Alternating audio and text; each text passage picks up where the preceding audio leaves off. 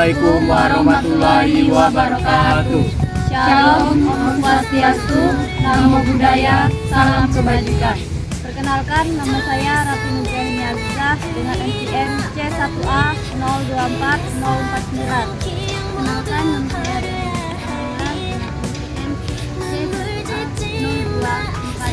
024050. Kenalkan, nama saya Lingga Purnama, NPM C1 atau 0408. Perkenalkan, nama saya Revalina dengan NPM C1A 024013. Perkenalkan, nama saya Aurora Pembantong dengan NPM C1A 02407.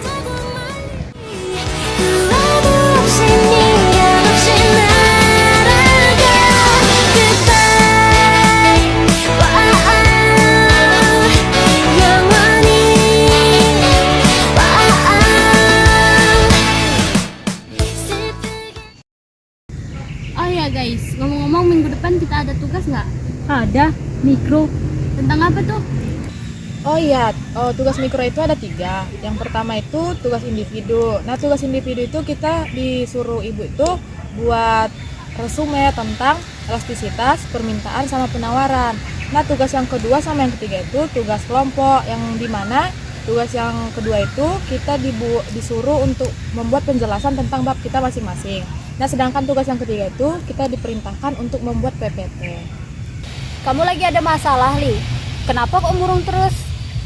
Gini, rencananya minggu depan aku mau beli motor. Loh, bukannya orang yang mau beli motor itu senang ya? Kok kamu murung sih? Soalnya aku belum paham tentang pajak kendaraan bermotor. Ada yang bisa bantu jelasin nggak? Oke, jadi aku jelasin ya. Sebagaimana yang didefinisikan dalam pasal 1, angka 12 dan 13 Undang-Undang Republik Indonesia Nomor 28 Tahun 2009, pajak kendaraan bermotor adalah pajak atas kepemilikan dan atau kepenguasaan kendaraan bermotor. Dalam pengertian lain, pajak kendaraan bermotor adalah pajak yang harus dibayarkan pengendara yang mengoperasikan kendaraannya di tempat umum. Oh iya, pajak kendaraan bermotor itu harus dibayar setiap tahun kan? Soalnya aku juga baru beli motor. Iya, pajak kendaraan bermotor itu wajib dibayarkan setiap tahun, sesuai dengan tanggal jatuh temponya. Jadi pajak itu digunakan untuk apa aja sih? Pajak kendaraan biasanya digunakan untuk memperbaiki jalan, pembangunan fasilitas umum, dan pemeliharaan transportasi. Dengan membayar pajak, kita ikut berkontribusi. Tapi biasanya berapa sih bayar pajak itu? Untuk besaran pajak kendaraan tergantung pada beberapa faktor, seperti jenis kendaraannya, tahun pembuatan, dan daerah tempat tinggal. Misalnya, untuk motor baru, pajaknya bisa mulai dari 500.000 hingga beberapa juta rupiah per tahun. Terus cara bayarnya gimana sih? Untuk cara bayarnya itu, kamu bisa membayar di kantor pajak setempat atau melalui aplikasi online. Sekarang banyak kemudahan yang ditawarkan. Apa sih yang perlu disiapkan untuk membayar pajak? Pertama, kamu harus membawa STNK dan KTP. Pastikan semua data-data itu sudah benar. Nah, selanjutnya kamu pergi ke kantor pajak atau melalui aplikasi online. Terus apakah ada denda pada saat kita telat bayar pajak? Iya, ada denda. Jadi, jika kamu telat membayar pajak, maka ada biaya tambahan setiap bulannya. Jadi, jangan telat ya, karena dendanya itu lumayan. Berapa lama sih biasanya masa jatuh tempo untuk membayar pajak itu? Nah, masa jatuh tempo itu biasanya 1 tahun setelah pendaftaran kendaraan. Jadi dipastikan ya kamu tahu tanggalnya supaya kamu tidak terlambat. Nah, selain itu, ada juga surat pemberitahuan yang ditujukan ke rumah pengendara tersebut. Jadi, itu dicek secara berkala ya. Apakah ada diskon untuk pajak kendaraan? Ya, di beberapa daerah itu biasanya ada program diskon untuk kendaraan tertentu, terutama kendaraan ramah lingkungan.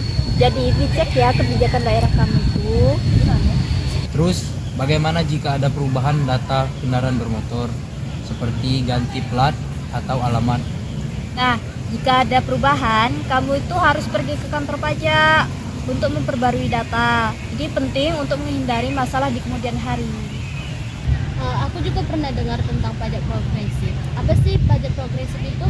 Nah, untuk pajak progresif itu adalah di mana pembayaran pajak kamu akan semakin tinggi ketika jumlah kendaraan kamu berlipat ganda. Semisal kendaraan kamu 2, maka pajak yang akan kamu bayar itu semakin mahal. Itu terus bikin pusing-pusing ya.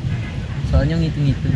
Terus kalau kendaraannya sudah tua, apakah ada kebijakan khusus? Nah, jika kendaraannya sudah berumur, biasanya ada pengurangan pajak di beberapa daerah itu. Jadi dicek ya kebijakan daerah tertentu. Dan ingat, jika kamu membayar pajak selalu simpan bukti pembayaran ya. Suatu saat akan diminta pihak yang berwenang. Aku juga penasaran, apa sih yang akan terjadi kalau kita tidak membayar pajak itu sama sekali?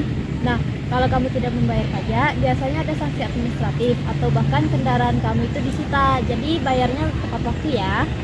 Wah, banyak juga yang perlu diperhatikan. Aku juga merasa lebih siap. Ada apa lagi yang harus diketahui?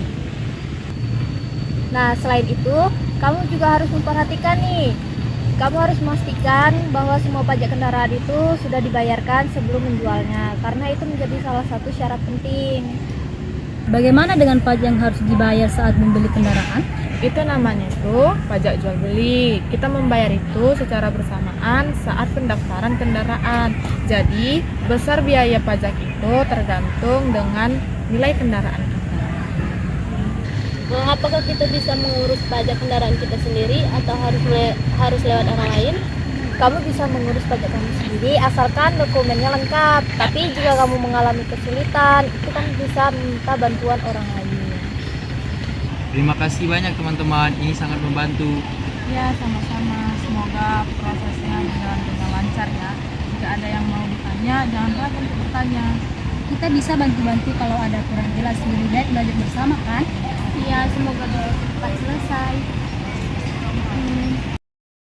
더 이상 내 안에 그 일은 없다니 그래서 아픈 기억 모두 버려야 할 일 눈물 짓지 Sebagai generasi muda, kita harus memiliki kesadaran untuk membayar pajak tepat waktu. Ayo membayar pajak tepat waktu supaya dompetmu tidak terkuras hanya untuk membayar denda. Terima kasih. Wassalamualaikum warahmatullahi wabarakatuh. 언제에 너는 바람을 타고 멀리 후회도 없이 미련 없이 날아가 Goodbye 영원히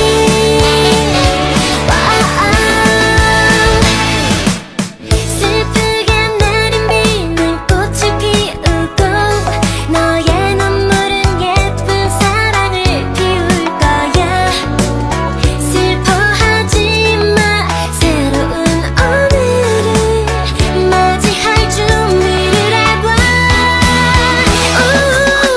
햇살 가득한 날들이여 안녕 긴장해서 날 깨워준 아침이여 안녕 너의 유리처럼 맑은 미소가 세상을 환히 웃음 짓게 할 거야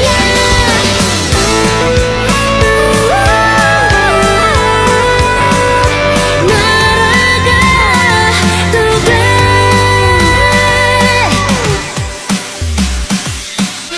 외로운 날들이야 모두 다 안녕 내 마음속에 눈물